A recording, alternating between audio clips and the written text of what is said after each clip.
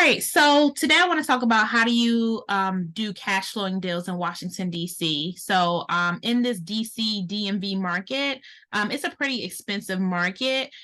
D.C. is definitely a really expensive market. Northern Virginia is expensive. And then within Prince George's County, there just really aren't a lot of multifamily, same thing as Montgomery County. So we have to kind of be creative in how we make properties cash flow. This is an opportunity that you can do with any different market, but it definitely works here in this DC area. So the main thing is analyzing properties, which we'll do at the very end. And just analyzing properties, the main thing is a cash flow formula. So income minus your expenses equals cash flow. So our income is anything from our rental income, our parking, any type of amenities that we want to offer. So for instance, if you do a furnished rental, you can add an extra premium. And then our expenses are our mortgage, which is our principal and our interest payment, our property taxes, and our homeowners insurance. Then we also have our utilities. If we're paying utilities as landlords, then we have to consider that as a cost. Sometimes the tenants pay those utilities, but you have to be prepared to carry those utilities if they stop paying. Some of us are self-managing properties, but if you decide to hire a property manager in the future, I think you should budget for that because that's what allows us to truly have a passive real estate portfolio, is when we can hire other people to kind of take over that role. Capital expenditures are when you're saving up for major repairs in a property.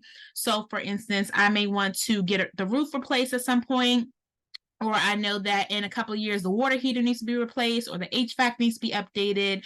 So I'm going to start saving for that now so that when those major expenses come up, I'm prepared. And of course, we always do our vacancy rate. So a property is not always going to be occupied. So you want to have some money saved to cover the expenses in case of a vacancy. And then repairs. So a tenant called me today to say that the dryer stopped working. Someone called me yesterday saying that one of their lights went out. So you definitely want to have some sort of money set aside in order to cover repairs, whether you're using a home warranty company or not. So factors to consider for your monthly expenses is your home price, your down payment, loan amount, and the upfront costs. So we say, like, why are these mortgage terms important when we're trying to analyze properties? And the main thing is that your mortgage terms determine what your monthly payment is. So people always say, like, oh, how much do I need to save up for a house? How much do I need in order to operate a rental? And it really just depends. It depends on what your interest rate is. Is it a fixed interest rate, meaning it's going to remain the same over the 30-year period? Is it an adjustable rate mortgage, meaning it'll fluctuate? Maybe it starts off low and then it goes high, or it starts off high and gets higher. I was going to say lower, but gets higher. But that's something to consider. For the higher home price, it typically means that you're doing a higher payment. So that's why we say, like, oh, well, if we're going to pay that much for a property, might as well get a multifamily, because theoretically we're paying a higher payment. We want to have some rental income coming in. Higher interest rate means higher payment, and then a higher number of repayment years means lower monthly payments. So some people are trying to decide between a 15-year fixed mortgage versus a 30-year fixed mortgage. And over the life of a 15-year loan, you actually pay less interest. However, your monthly payments for those 15 years is much higher than the 30-year option. So a lot of people choose the 30-year option, and I think some banks are even have a 40-year option so that they can have lower monthly payments. Also, we need to consider the cash to close. So how much cash do you need to have in your savings and your reserves in order to close on a property?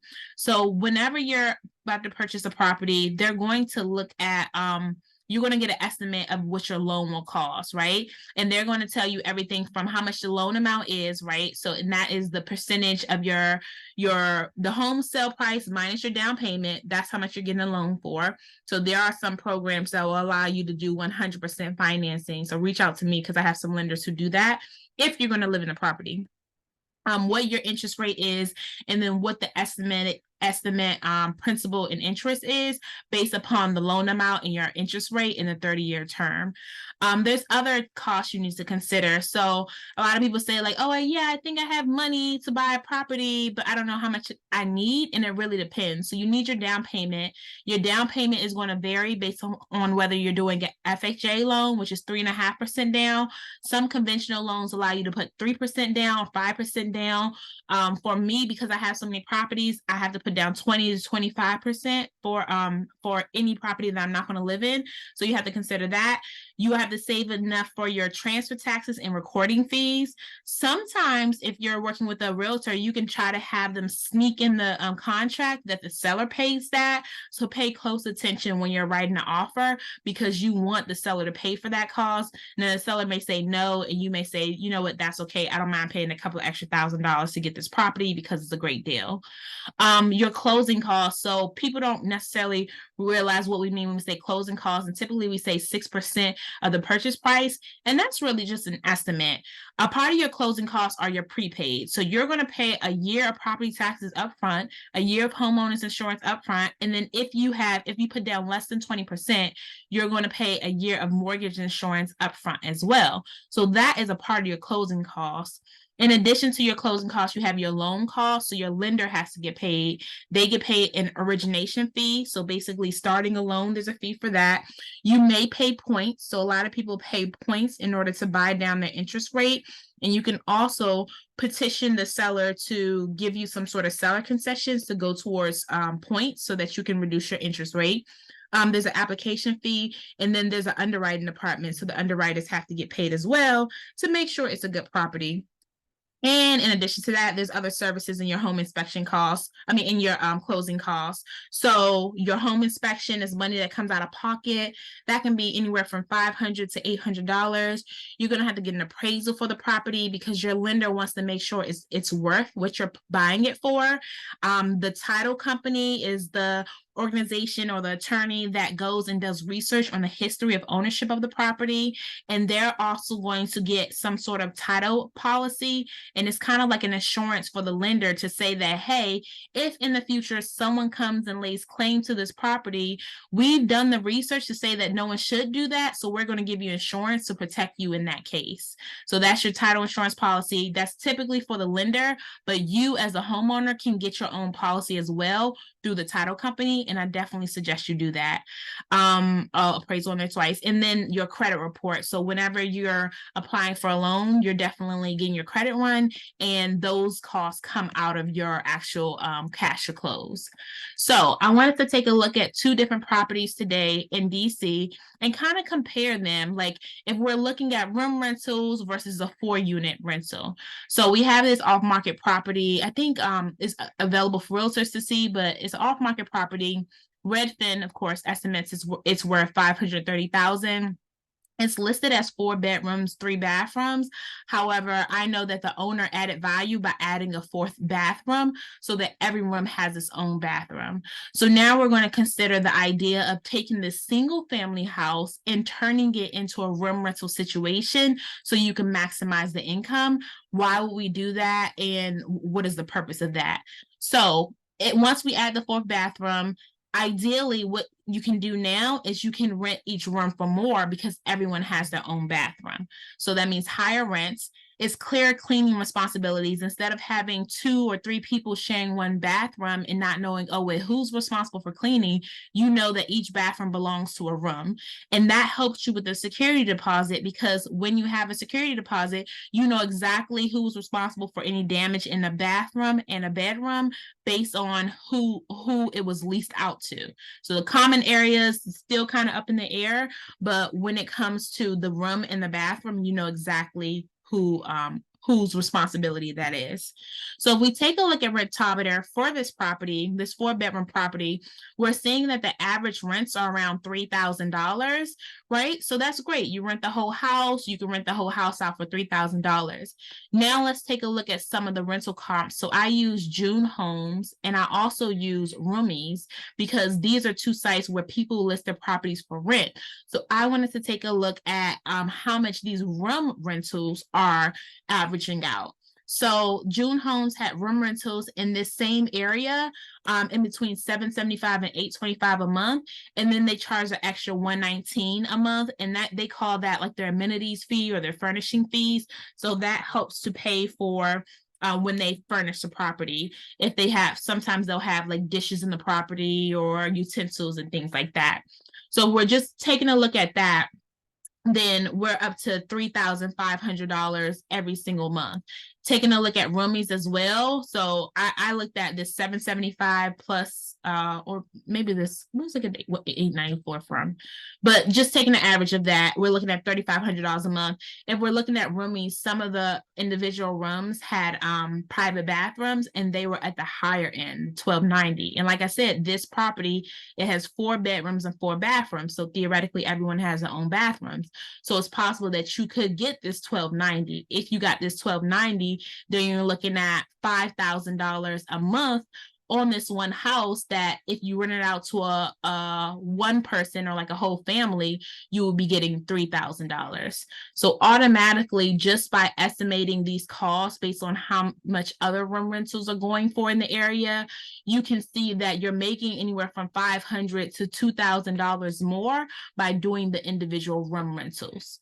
So for this property, I estimated that a person would buy this property for $499,999, so $500,000. If they're putting 20% down, then their interest rate is 7%, then their monthly payment is around $3,200 a month. If they're putting down 3.5%, so maybe they have an FHA loan where they live in one unit and rent out the others, or they live in one room and rent out the others, then their down payment is much lower. But you see, now their monthly payment increases $1,000. So they would almost have to make sure that they're renting at the higher level in order to have some sort of gross cash flow. So this is not net cash flow, this is gross, how much you're getting overall before you're looking at expenses. So if we have 3,200 and 4,100, we're looking at those as our basically just principal, interest, taxes, insurance. That doesn't include any type of property management or capital expenditures. We're looking at that number as one of our basic expenses for the property, and then these numbers as our rental income. So where would you go to find these renters? So a couple of places. You can look on all the colleges have an off-campus housing site, because colleges in this DC area, they don't have enough space on campus to have all of their students for all 4 years. So they have off-campus housing sites where private landlords and apartment companies work with these students in order to essentially offer them a place to stay.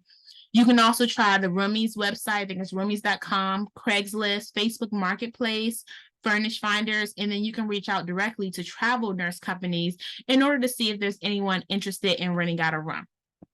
All right. So I took a look at, so now we looked at just a 4-bedroom house with 4 bathrooms and renting out individually. Now let's take a look at the actual DC market, right? So now we have this DC market. These are just currently what are the multifamilies that are on the market. Anything that's a duplex, triplex, or quad. So this triplex over here on Naylor Road seems great, but I looked at it. It's a complete shell. They said they have no walls, no floors, so got rid of that. I wasn't necessarily looking for a duplex because I wanted to see what another quad would be. And the closest price quad to the actual house was this 525 quad on Astor Place. They have this other one here on S Street too that I want to take a look at, but I'll let you guys decide which property y'all want to analyze today. So let's say we take a look at this property on Astor Place. 4 bedrooms, so it's 4 individual units, and each unit has one bedroom in it. So the way it's set up is that there's one door on this side, there's another door on this side, and then this center door actually goes upstairs, and then you can go to your top 2 units. So unit 1, unit 2 will be over here, upstairs unit 3 and unit 4. So just looking at this, okay, so say we're paying a 3.5% down, our monthly payments are around $4,300. And if we put 20% down, our monthly payments are around $3,300. So just depending on how much money you put down, it's $1,000 difference, right? So we already saw that. Now, if we look at the market rents in this area, the market rents based on Rentometer for a one bedroom is around $1,200. So in the low end or the 25% percentile is 4,400 at the when you look at all four units. Oh, sorry. At for the 75th percentile is 5,400. So if we just take those quick numbers, 4,400 and 5,400, and take a look back at these, we can automatically see if we're going to have any type of gross cash flow. Like, once again, this is gross cash flow, not net cash flow. But we can see if if it even makes sense to move forward analyzing this deal. So I would take a look at this and say, okay, yeah, we do have some gross cash flow in this. If we put down 20% and we rent at the lower range, we can definitely have some gross cash flow. If we put down less than 20%, then we would need to rent at this higher rental range. So here's the caveat, and here's where we come into issues with DC, is that DC has very tenant-friendly laws. I reached out to the realtor of this property, and this is what the current property is rented for. So all four units are already rented out, right? And some people say like, oh, okay, that's great. I love that the units are already rented out because I don't have to find tenants. But the issue is that in DC, a lot of times they're rented out below market rent. So our market rent is anywhere from $1,100 to $1,300 per unit. We have one property rented at market rent. The other ones are significantly below. In DC, because they're very tenant friendly, you have a couple of issues. You can't just evict a tenant just because you don't you want to raise the rents. So you have to respect the fact that they're already in the property, regardless of whether the rents are where you want them to be. Rent increases can only happen one time every 12 months. So you can't say like, oh, well, I'm going to raise it a little bit now, and then in the summertime, I'm going to raise it even more. So you can do it once every 12 months. Tenants automatically go month to month at the end of their lease. So in Maryland, once the lease is over, a landlord can say like, okay, well, I'm not renewing this lease, and therefore I'm asking you to move out. Here's your 60-day notice. In DC, you cannot do that. In DC, that tenant can remain in that property forever because their lease automatically goes month to month. So don't think like, oh, I'll drop my rent really quickly, get someone in there, and then raise it significantly, because you won't be able to raise it over a certain percentage. And how DC calculates their percentage is based upon their rent control fact sheet. They look at the CPI, so the Consumer Price Index. Consumer Price Index kind of gives you an average of what inflation is based on the area. But what DC says is that typically you can't raise rents more than 10%. And also, if the person in the property is elderly or disabled, which a lot of these people are because they've been renting for such a long time, if the person is elderly or disabled, then you can't raise rents more than 5%. So say we're at the 10% mark, we want to get this up to market rents of $1,100 to $1,300, but you're already down here at $500. You raise it 10% every 12 months. So next year, instead of renting 500, now you're at 550. So it's going to take you a long time to get to this 1,100 mark. So currently, just looking at it based on the current rents, you're at $3,000 of rental income. And if you increase all their rents by 10%, because these rents have been like this for the past 2 years, so once you claim ownership, you can increase these rents. So say you increase these rents 10%, now you're at 3,300. But guess what? Just to purchase a property, if you're putting 20% down, that's already 3,300. So you're basically breaking even. If you're doing an FHA loan and only doing 3.5% down, then you're losing $1,000 a month by purchasing this property. So that's been a lot of the issues that we're seeing with these DC properties, especially the multifamilies, is that they already have renters in them. And because they already have renters in them, a lot of the rental income is below market value, and DC has tenant-friendly laws, so it's harder to just increase those rents. So it's almost better in DC to find a property that already has strong rents, or also you can find a property that is vacant so that you can establish your own rents. So this is just a quick rundown, right? So in DC, this is just proof. These are the only reasons that you can evict someone. So number one, you have to go through the judicial process. You can't just evict. It has to be for one of these specific reasons: non-payment of rent, violation of their lease, tenant performing illegal acts in their lease, landlord seeks in good faith to occupy the rental unit. So if the landlord wants to move into the unit for personal use, they can give a 90-day notice for so that they can move into the unit. So this is what a lot of people will do if they want to buy like a multi-unit and live in one unit. So maybe they're like, well, I have to live in a unit because that's the way my mortgage works. So they can file this 90-day notice through the rental accommodations division in order to give the tenant 90 days to move so that they can move in there. Now, after they do that, they can't rent that property out they can't rent that unit out for at least a year. So it's not like, oh yeah, I'm gonna file 90 days, get the person out and then re-rent it. No, you can be fined big for that. So you can't rent that space out for at least a year. A landlord sells a unit to a party who seeks in good faith to occupy it. So this is the new person. They can do that same thing and say, hey, I'm selling this house and the new people want to move in, so I'm going to start the eviction process. The landlord seeks to demolish the property, so you have to give them 180-day notice. If you're just like, this property is not in good condition, we're going to tear it down and then rebuild it. Landlord seeks to substantially rehabilitate the property, so you have to give them 120-day notice if you want to renovate this property and you want to evict them so that you can renovate the property, and ideally you would do that and then raise rents.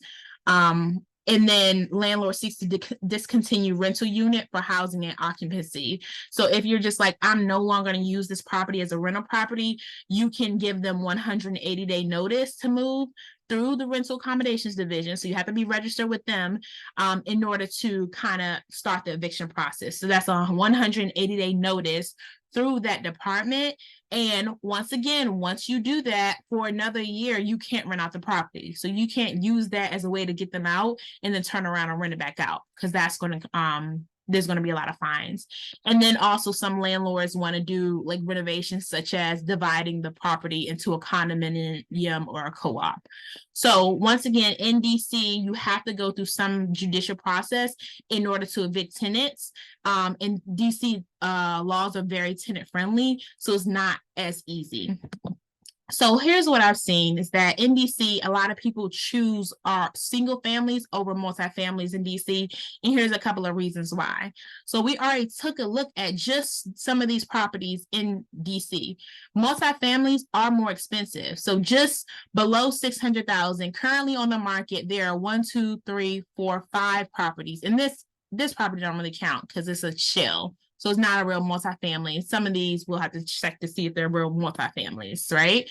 So below 600,000 is 5 properties that are available. Now, once you actually start looking, it can get into the millions of dollars for the multifamilies in DC. So I just stopped at $800,000. So take $800,000 and multiply that by, or multiply our prior numbers by 2. So this $4,000 mortgage easily becomes a $7,000 or $6,000 mortgage when you have an $800,000 price range. So properties in DC, specifically multifamilies, are just more expensive. So a lot of people end up either going to a tertiary market like Baltimore, or they end up buying a single family with a different rental strategy, such as room renting, or house hacking, meaning living in one part of the house and renting out another, or doing Airbnb short-term rental and mid-term rental. Another issue is that many of the multifamilies are tenant occupied with below market rents. So we just talked about that. More for single family homes, there's more turnover from students. So when people are renting a room, they're not going to stay for 5-10 years like a family who's renting a house. Now, for some people, that can be problematic because you're just like, wait, that means I always have to find people. But for some landlords, they prefer that because when that renter moves out, you can increase rent. So the rents are increasing every year or every 2 years, and then renters are moving out just because they're not meant to kind of stay in a rooming house situation. You can constantly increase rents versus getting a family in there and having to increase rents by 10% or 5% every year. You can constantly increase rents. Also, in my personal experience, when people are renting out rooms, they cause less damage in the house. They typically stay in their room and they don't do a lot in their room. They're probably working or in school. And as a result, it's less damage in the house. And to add to that, you can typically enter the house because there's so many different roommates. You can enter the house in order to do repairs more easily because most of the time people are just in the room. So you just give them a notice and that's fine. Whereas if there's like a family, or I won't say a family, but a unit who's occupying the whole house, to enter into their home would be a whole different story because they're not going to be used to people just coming and going from their house. In DC specifically, a lot of the affordable multifamilies are in the rougher neighborhoods, whereas you can buy a single family house for cheaper in a better neighborhood. So say you do want to do like some sort of Airbnb rental or VRBO, you can find a better neighborhood and you can buy a single family house for much cheaper than a multifamily in a rougher neighborhood would be. So some people choose that option. And then when it comes to selling, like as an investor, people think about liquidating or what's your exit strategy. Single families are easier to sell because there's a lot more demand for them. Like tons of people want to buy houses. Only really investors buy multifamily. So you have more demand, so it's going to be easier to sell a single family. Now, to that point, there are also a lot of people who are choosing the multifamily over single family. And that's because they do have the longer term tenants. I prefer longer term tenants because it kind of creates your retirement plan. If you know someone's going to be there for a while, they want to stay there, kind of grow their family, then you're going to have that longer term tenant. Different, if you have a multifamily, say you have a quad, you can use different units for different rental options. So one can be a Section 8 rental, another one could be a travel nurse rental where you have travel nurses in there from 3 to 6 months. Another one can be a short-term nightly rental, and then the other unit you could be living in yourself. So you do have that option to kind of like use those different units as you want to. However, you have to make sure, of course, that those units are available because if they're currently rented out, you have to abide by the current lease. And once again, their current lease automatically goes to month at the end of their lease. You have fewer roommate issues. So whenever people are sharing a space, so in the room rental scenario, we had a 4-bedroom house with 4 bathrooms, which is great. So bedroom bathrooms are good, but they still had to share the common areas, the kitchen, the living room, the dining room. And if that's the case, there can be issues with cleanliness or people stealing each other's food. So you have to deal with those roommate issues. In a multifamily, each unit is separate, so you're not really dealing with those issues. People also like multifamilies because utilities, for the most part, are already separated and they want their tenants to pay utilities. You do not want to get into a situation where you're not paying the tenants utilities, the utilities get shut off and you get sued. So ideally, you want the tenants to pay utilities. One other option for that is to kind of subdivide the utilities and charge a flat rate. Or there are some companies that will come out and put meters on different parts of the property to kind of track the usage. So my plumber told me if I would have told him before, he could have repiped the house in a way that I could add an individual sub meter for each bathroom so that I could track how much water was going into each room so that I can charge them individual utilities. I can kind of back charge them based upon their usage rates. So I was just like, dang, I didn't even think about that. And then a lot of people like multifamily because they want to build their multi-unit real estate portfolio. So when you're building a portfolio, you'll get 1 4-unit. The next year you get another property, you can get another 4-unit. And next thing you know, you have 8 units. So a lot of people want to choose the multifamily for that. So I do want to go through and analyze some properties and kind of see what the difference is between like how do we cash flow. But first, I want to open up for any questions because I know someone specifically asked about room rentals in this area. So any questions?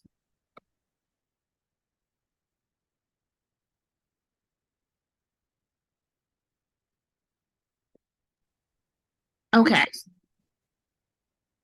Okay, we there have some. Okay, all right. So let's go ahead and analyze some properties. So we're going to go into the purchaser pass deal analyzer so that we can analyze properties. And I guess I'll let y'all pick which property do you want to analyze. So we have a bunch of these in DC. Duplexes, triplexes, quads. Which property do you want to analyze? Because if not, I was gonna do, I think this S Street one, because I think 2 of the units are vacant.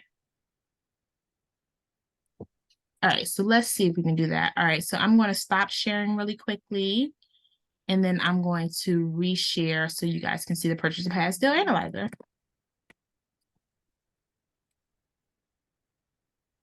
All right. Okay. So here we are, screen 3. All right, so hopefully you guys should see my screen. It has like a billion tabs at the top. And then I'm just going to open up a new deal in here so that we can start putting the information. And the property I'm going to do is this 2902 S Street Southeast. So 2902 S Street Southeast. All right, so I'm going to try to do it from the buyer side versus going to the MLS so I can show you guys how to find everything. Sometimes going to MLS is just easier because I know where everything is. So let's see if we can find it. So I'm just going to the realtor.com app in order to find this property.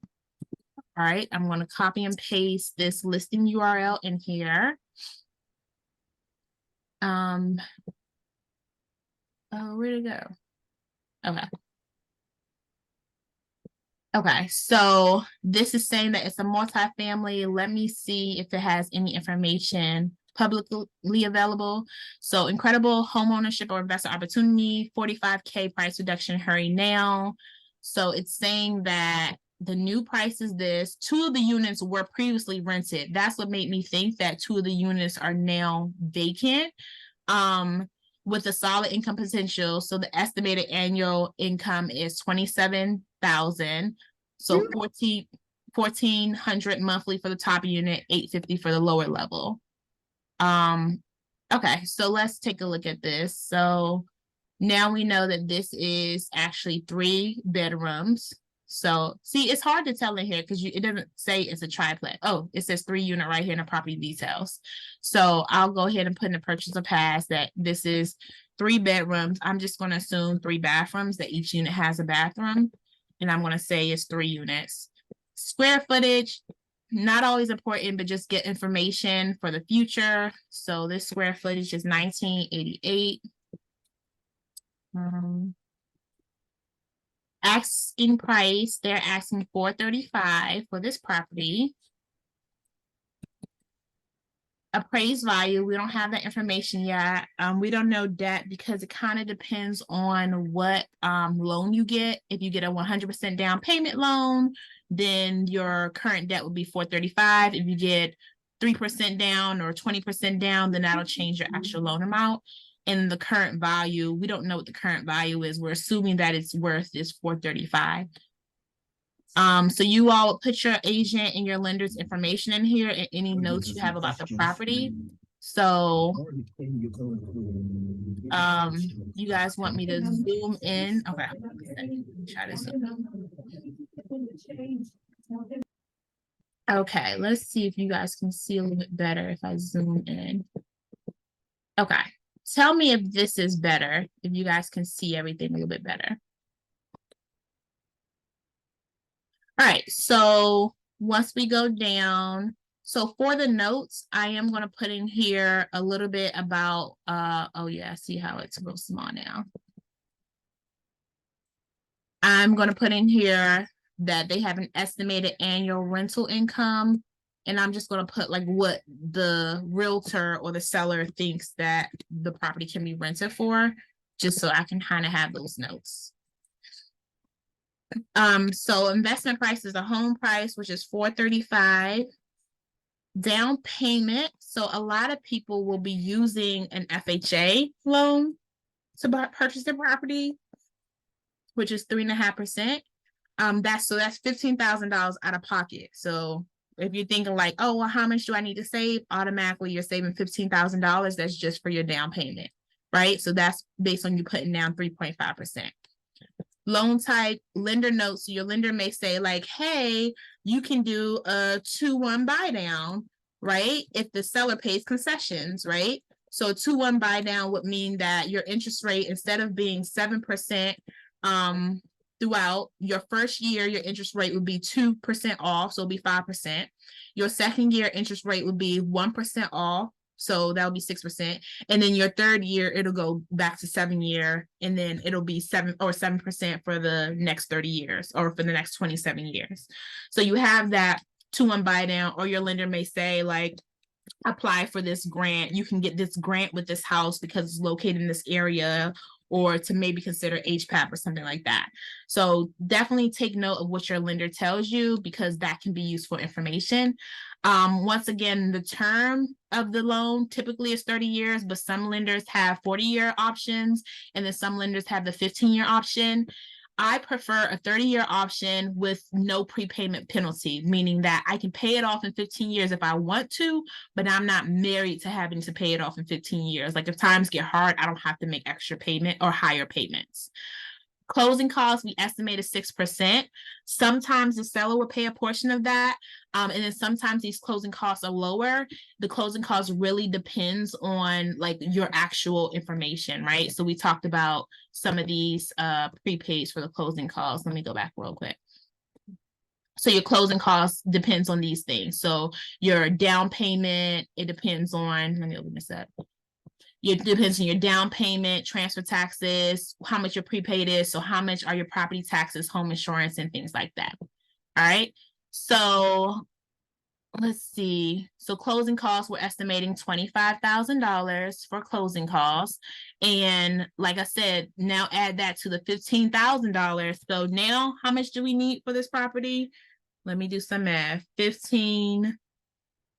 need 15,225 plus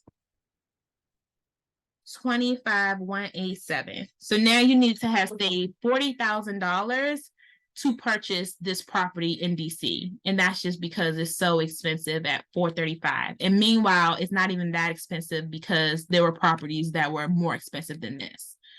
Home inspections can range from like 500 to 800. For a multi-unit, I would actually do it at the higher end. I've seen some multi-units, home inspectors do it for 700 or 600, but for a lot of properties is going to be close to 800. Repairs, you don't necessarily know what repairs are needed unless you do the home inspection. You can kind of make a list of some of the repairs that you want based on seeing the house. So if you want to upgrade this or get new utilities, you can kind of estimate those costs, but you don't necessarily know that. So let's take a look at these pictures just to see, based on the pictures, if we can see if there's any repairs that are needed. So altogether, this looks old. I feel like it might need to be repainted, carpet cleaned. Okay, that needs to be cleaned. All right. So all these different meters, that's good to know, because typically if they're separately metered, that means that they've been registered with the city as being separate units. Yeah, okay, or this might already be cleaned. I'm not sure. So overall, okay, you see this floor is a little bit dirty. It looks like it's cracked in some areas. So maybe have to do some tile work. I'm seeing a gas stove in here, no dishwasher, a fridge. Yeah, so I might have to redo this tile if I want to. If I want to really make it pretty, I may change these out, do white cabinets. Say I want the rents that are at the higher end, I may change this out so it's like a granite countertops, because even though this is laminate, people say like, oh, this is tenant friendly. Granite is actually more tenant friendly because it's more durable. So if they put hot pans or try to do damage to it, it's harder to do damage to granite than it is to this laminate. Bathroom, older bathroom. So if you wanted to update this, put this in your repair budget. Okay.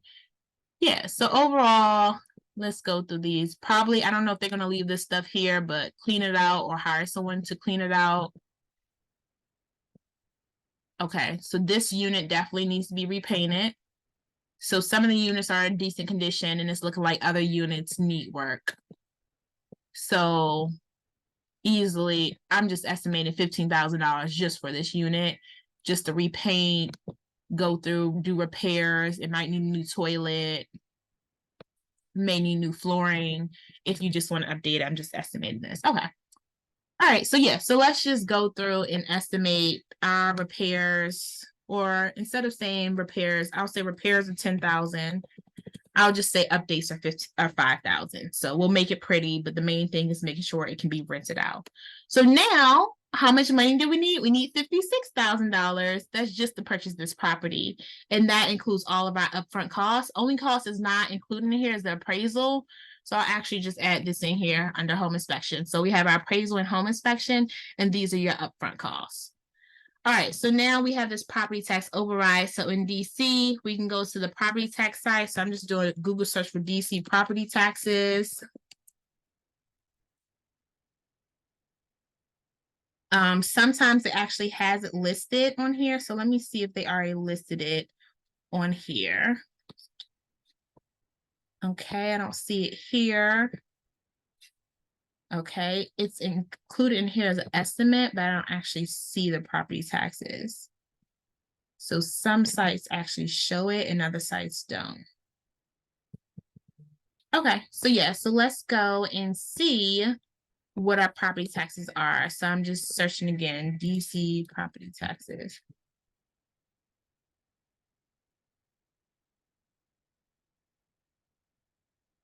All right, so this allows you to see what the current property taxes are in DC, and then we're going to use the formula in order to estimate how much those property taxes are going to increase based on us buying a property for $435,000. So we'll put in the street address, 2902 S Street, Southeast, and do a search. Okay. So currently, this property is being taxed based on an assessment value of $392,900. But we're buying this property for $435,000. So that means that it's going to go up. So I'm going to just take a look in here to see if I can find the actual tax rate. So sometimes I go to the billing history so I can see a copy of the actual bill. And it'll give me this information. Okay, so it'll say that this property is based on this assessment, this 382 at a tax rate of 85 cents per 100 per $100. So the estimated annual tax is $32.53. All right, so 382 is a taxable assessment. So 382, 730. Let me make sure my math is right. Times so 0.85 over 100 goes 0.0085 times 382, 730. Okay, so what I just did is I took this 0.85 and I divided it by 100. And that gave me 0.0085. I multiplied it by this 382, and that's what gave me this $3,253. So this is how DC estimates your taxes. So now you know that your formula for DC is to do this 0.85, and this is for a property because it's different tax rates if the property is vacant or if the property is getting a homestead tax deduction. Then like if you live in a property, then this number will be smaller. So just to look at any property in DC, I just need to know the tax assessed value, and I can multiply their tax assessed value by 0.0085 in order to get what their taxes are. So you know their tax assessed value by going to the DC website, mytax.dc.gov, and looking up their assessed value. So this was their last bill based on this, but it's going to go up to $392. Now, this is what I would do because in DC it's a little bit different. I would take that 0.0085, so 0.85 divided by 100 equals 0.0085, and I will multiply that by our new sales price, which is $435,000, and it gives me my new taxes, which is $3,697.5. So that's actually what I would put in here, this $3,697.5, right? But what we're taught is a little bit different, right? So we're taught to do our taxes based on the tax override formula. So let me pull up the formula real quick. Tax override formula. Okay, so our tax override formula is taking the sales price of the property, dividing this sales price by the total assessed value, right? So our total assessed value, let's say based on this last tax bill is 382, the total assessment, and multiplying that by the current annual taxes. All right, so I'm going to take the sales price of the property. Let me get a calculator here. So this sales price, which is 435, divide this by, and I'm just looking at this tax bill because it's the most recent one we have, divided by the current total assessed value. So divided by 382,730, and then multiply that number by the current tax amount. So right now, their most recent bill was this 3,250. So multiply that by 3,253.21. So when I did that, I got $3,697.50. So that's exactly what it is. So if I'm analyzing properties in Baltimore, I use the tax override formula because I don't always have what this tax rate is. Like Baltimore does have, I think there's like 2.2%, but I use the tax override formula in order to figure out what it's going to be. But in DC, they have the actual tax rate on the actual bill, the 0.85 per 100. So you can see exactly how to calculate it. So right now, this is what they're paying right now in 2023. They expect it to go up to 392 in 2024, which means that your tax is going to be based on this amount. And then eventually it'll end up going up to this 435. I don't know if it's going to take 2 years, 3 years, 5 years, but it'll eventually go up to this 435 because they'll say like, oh, well, you bought the property for that. So that's what this might be worth. So it'll ask you for these other things. So the building value and land assessed value. So let me go back to here. I'm using this 2023 information. So I'll do the building value as is 245,000. And then the land value as 137,000.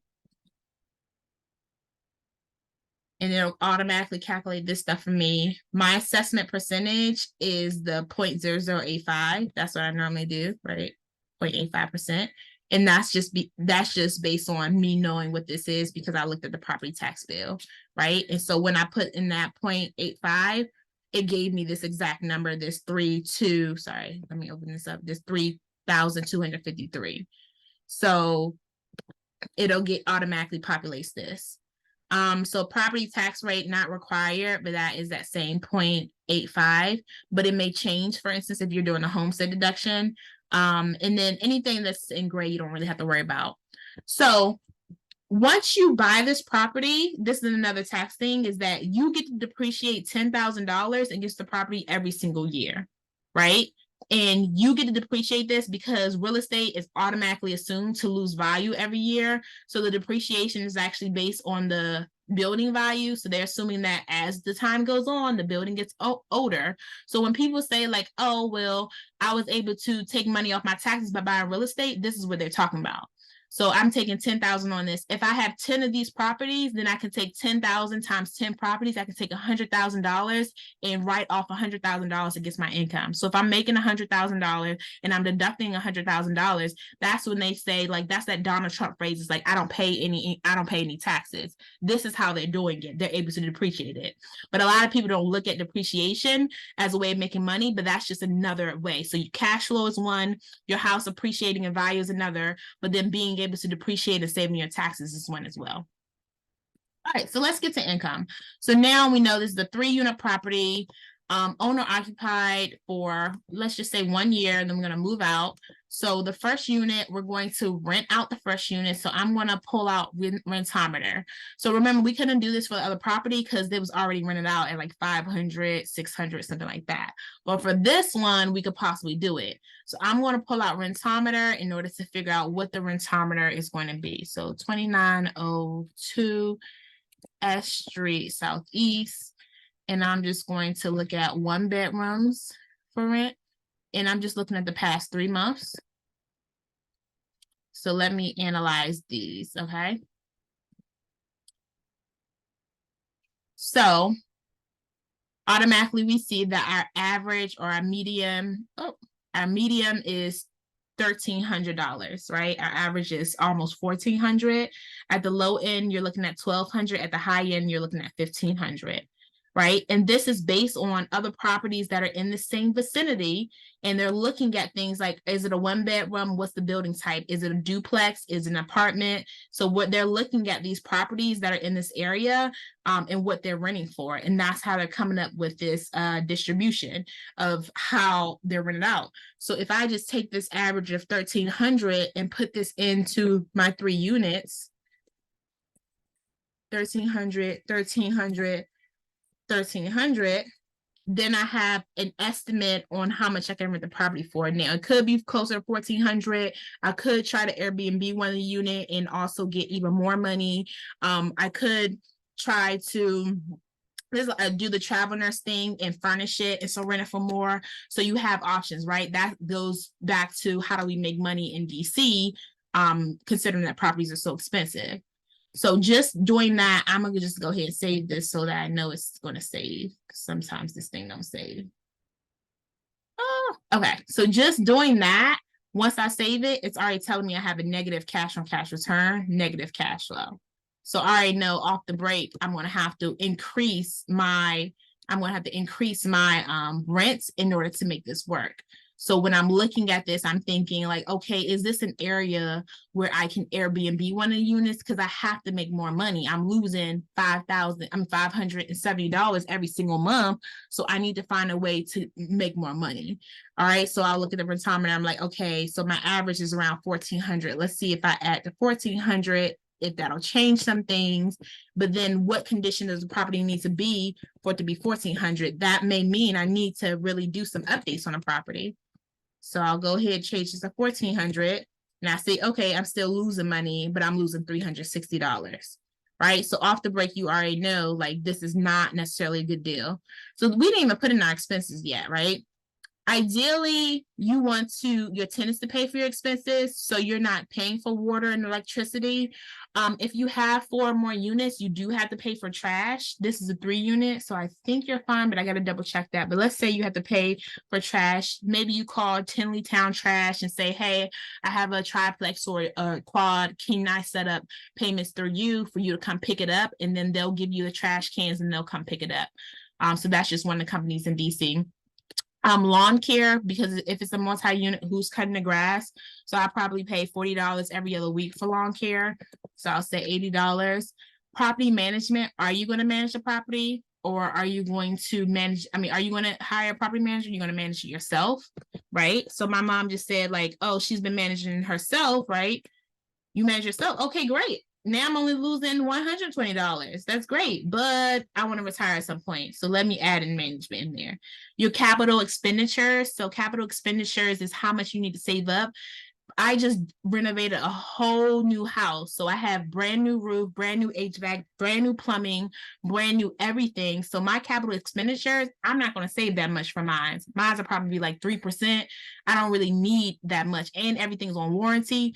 But, we've seen these pictures. This house is old. So you do want to make sure you're setting aside money, right? So this is not money like this $420 every single month. It may look like cash coming in, but you know that you're setting that aside for a rainy day. For this vacancy rate, you're setting aside just in case the property is vacant. Okay. For the repair reserves, you're setting that aside in case something breaks. Like I just told you, I have a tenant, one tenant's having an electrical issue, another tenant called me for pest control, which I don't do in single family houses, but in a multifamily, you might want to do it since they share walls. Another tenant called me for the dryer that stopped working. So because I have those properties under warranty, I'm already paying $50 a month for the home warranty, and then I have to pay $100 deductible. So I automatically have like some repair reserves, because anything over $100 up to like 500, the home warranty will take care of. So I like that option. But another option is for me to save that money and just make those repairs as they come up. So hire a technician to go out, work on the electric, work on the dryer, figure out what the issue is. So we're saving this. Typically, I tell people to do 30% just as a rough number if you're running numbers, but automatically you can see like just with 28%, we're still not cash flowing. So let's just do the whole breakdown of everything. Our monthly payments are around 2,800. Taxes are estimated at 300. This is going to be what our new taxes are. Our home insurance, we don't necessarily know our home insurance until we get some quotes. So I'm estimating that the home insurance is around what is this, $2,400 a year. So that's $200 a month. Hazard insurance is typically included in home insurance. So altogether, we're looking at $3,300 for our principal, interest, taxes, and insurance. PMI, it really just depends on what your lender says. So PMI is a percentage of the loan. Let me see, how much is PMI? How much is PMI for FHA loans? So this is estimating PMI to be 1.75% of your loan amount. However, with each lender, it varies a little bit. So I'm just going to put in 1.75% just so we can have something. 1.75% that's a lot of money. So this is saying just $600 a month. This can't be right. I don't think lenders would allow this, but just this is saying that if this is true, that PMI is 1.75%, then $600 of your monthly bills will go towards this mortgage insurance because you put down less than 20%. So I would say definitely talk to your lender, because there's no way $600 is equal to that. Oh, okay. Upfront mortgage premium is a lump sum. So if it's a lump sum, that means that you're probably paying this upfront. So add this number to your closing cost. This $612 gets added to your closing costs, because they're saying that they want you guys to pay this mortgage insurance upfront. So that's helpful, because that takes it out of our monthly budget. So we'll add this 600. I think it was like, I'll just say $700 to our closing costs. Let me see, where can I add it in here? Oh. Okay, I'm going to try to add it to this home inspection. So now in this number, I just have the appraisal cost, the home inspection, and this upfront PMI, because it's going to be a part of the closing costs. All right, but still, it looks like we're not going to cash flow on this property. The only way we will be able to cash flow on this property is if we could increase the rent somehow. So we would have to really take a look at the area in order to see if it's an area where you can do something else like Airbnb, right? So if I can Airbnb and make twice as much money, or say $2,000, then I'm still not even making money. But say I can make 2,500. So now you're cash flowing 7%, but $300. But you have to look realistically. Can you make $2,500 off of one of these units through a furnished rental? And now you have to consider your cost for furnishing, or through some other type of rental option, like short-term rentals and stuff like that. So, and I'll typically look, first of all, look at this area in DC, and I'm like, okay, is this the area where people want to where I see a lot of Airbnb people at? Okay, so we over here in Southeast, we're east of the river, maybe not, right? Capitol Hill's right here. So there is some marketing I could do, but I really want to take a look at the neighborhood. So these are the areas people want to be: downtown, DuPont. They want to be at Capitol Hill. They want to see all these monuments or whatever. So ideally, for instance, that's why I said, like, if you find a single family in this area, the single family that that you can do Airbnb might be more profitable than a multifamily all the way over here, where people don't necessarily want to live, especially if they're doing a short-term rental. And then I'm going to do a Google Maps really quickly, because I want to see what the area looks like. And Google Maps just allows me to take a look. Like if I don't have time to go and drive an area, you can kind of take a look. I really like doing Google Maps in Baltimore because in Baltimore, you can actually see if houses are boarded up. DC doesn't necessarily have the same amount of boarded up houses. We call it like blighted houses as Baltimore, but I like to be able to at least take a look and see. So let's see if my computer will let me do it. Let me see, 2902 S Street, Southeast DC, Google Maps. Let's see if it'll pop up. Okay, yeah. So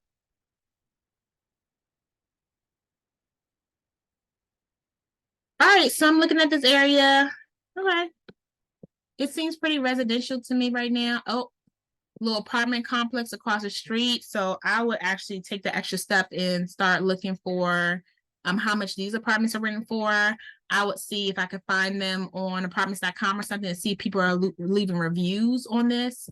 And then if this apartment complex was too big, I'd be like, is this a public housing area? What's the crime rate? Everything like that. Yeah, so far, I would definitely consider this based on these pictures, but I would also want to drive the area. I want to see what it's like at night. I just want to see all that stuff.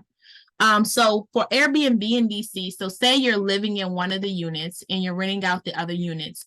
In DC, there's a different Airbnb license. So there's 3 rental licenses you can get in DC for residential properties, which is 5 or less units. You can get a long-term rental license. They just call it a regular rental license. And actually there's like 4 because you can get a single family one, I think a single or 2 family one, that's one rental license, or you can get a rental license specifically for like a triplex or a quad. And it just costs a little bit more because of the different units. You can get a vacation rental license or a short-term rental license. So these are the 2 ones that people use for Airbnb and VRBO. So a vacation rental license basically means that I can rent out, if I live in a property, I can rent out, and they're thinking about single family house, I can rent out my entire property for 90 days a year. So if I live in a property, I can rent out my entire property for 90 days a year, right? So they're thinking a single family, you're leaving for the summer and renting out your property Airbnb. A short-term rental license allows you to rent out a portion of your property for, you can do this all year long. You don't have to do 90 days, but it's a portion of the property, but only for 30 days at a time. So you can have a renter come in there, they can stay for a month, but they need to leave. And then you rent it to a new renter, or maybe they can leave and come back, but you can only do 30 days at a time. The reason why you can only do 30 days at a time is because if it's over 30 days, you need to get your long-term rental license. So theoretically, I would just go ahead and get both so that I can rent to people who want to stay longer or people who want to do short-term rentals. And up to 30 days for the short-term rental can be a nightly thing. So if I want to, instead of renting out for a whole month for $1,500, I can rent out for a weekend for $300, or for a night for like $250. I can choose to do that as well. And then a great thing with the multifamily in DC is that because they said rent out the entire place for the vacation rental up to 90 days a year, if I'm living in one of my units, because it has to be owner occupied for a short-term rental in DC, if I'm living in one of my units, I can rent out the other unit an unlimited amount of nights because I'm living in another unit. So I'm not renting out my whole place. So you kind of get around that. And now you can do the short-term rental license and the long-term rental license, but you have to be living in that property. And they know that you're living in that property because of the fact that you have the homestead tax exemption. You know how that's what we saw in the tax bill. You have this homestead tax tax exemption, which reduces your property taxes, and you can only have it on one property. That means that you live in that property. So this is something that your title company would typically file for, or sometimes you file for whenever you move or whenever you close on a property. So that's how they determine that. They do require that you still have some sort of liability insurance or like rental. So when you get homeowners insurance for my landlords, I would say also see if they have a liability insurance. So I have because I have a lot of properties in my name, I just did switch over some properties into my LLC. But I have $1 million liability insurance policies on each of the properties. So if God forbid something does happen and my tenants want to sue me because of whatever, they tripped on this or something happened, I can go to my liability policy and up to $1 million, I'll have them fight that battle for me.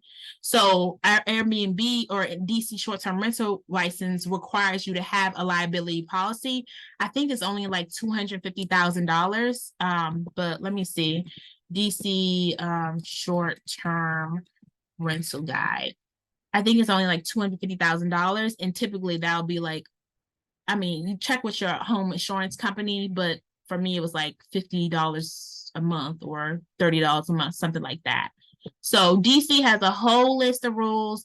If you're living in the property, you're good, but you just need to make sure you go through and make sure you check off everything that they want. So they have this whole guide where they break down what are your requirements. So clean hands mean you don't owe any money.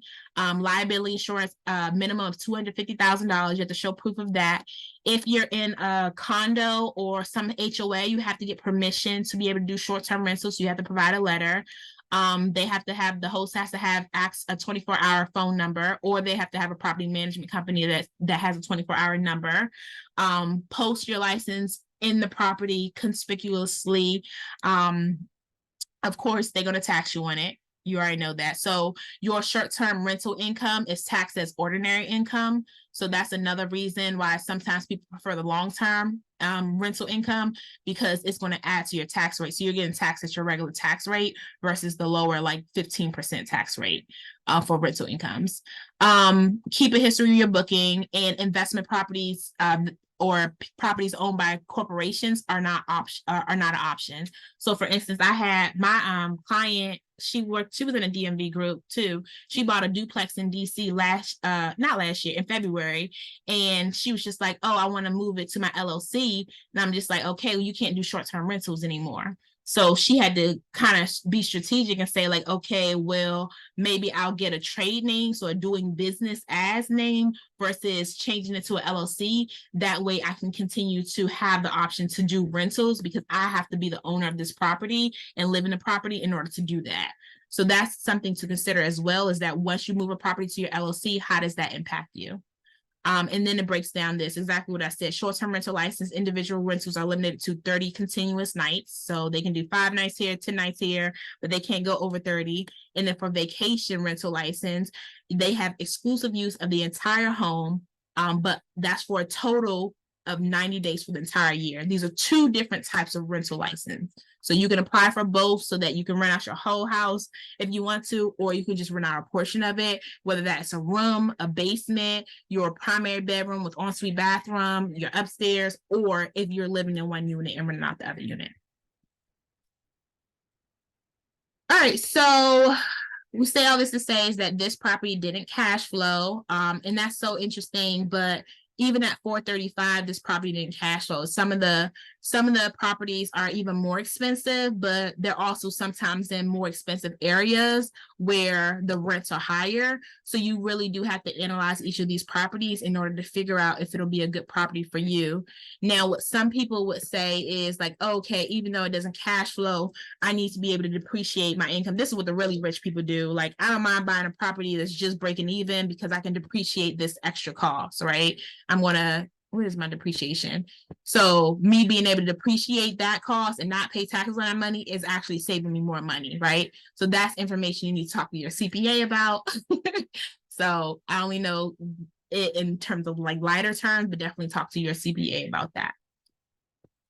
Okay. All right. So I'm done talking on my talk. I'm going to open up for any questions that anyone has. Let me stop the recording, and then that way I can share this with you guys later.